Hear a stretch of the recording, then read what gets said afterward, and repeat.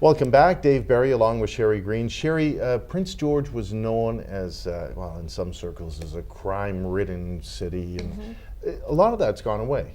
Why? It really has, and I think it's a label that no city deserves. Crime is at its lowest in Canada in 40 years, and in our community it's a steady decline. So when you look at the severity of crime and the different statistics that Stats Canada scores across the nation, our crime has dropped dramatically in Prince George over many, many years. Downtown crime is down as well, without pushing it out into other parts of our community. So overall, crime, it really is changing. There's a lot of focus on prolific offenders, chronic offenders. At the same time, we're seeing some good results from the aggressive approach that our police are taking in cracking down on gangs and drugs.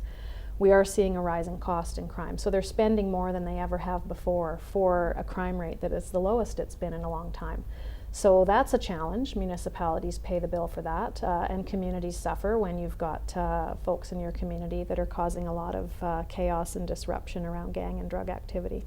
Now, over the last year, you've been part of the Mayor's Caucus, I believe it was called, that was led by the Surrey Mayor. Correct. And then recently, almost like a mini Mayor's Caucus, if we can call it that, from mayors from the region, and specifically talking about crime.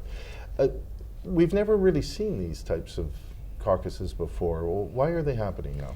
Well, I think mayors are really finding that they need to galvanize with each other to advocate better. We certainly have a provincial organization, UBCM, that speaks on behalf of local government.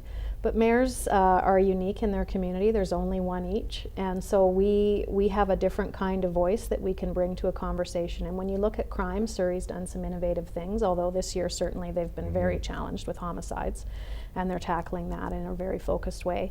But they've done some innovative things, and I brought that approach to Prince George. Our council endorsed a mayor's task force on crime. 3 councillors sat with me on that, and we rolled our sleeves up and worked really hard with some folks in the community that are experts, if you will, in a couple of different areas around crime. So prevention and deterrence, rehabilitation and reintegration, and sort of the toughest one, which is around public perceptions of crime. Do you even feel safe in your community? And that's a tough one, because it's really about communication and instead of crime reduction, focusing more on community safety. And so we've got a few ideas and some things that council has endorsed that are city-led, city-specific things within our own mandate, and that was really important as well. We don't want to be out there taking on the province's job. We want the province to do their job.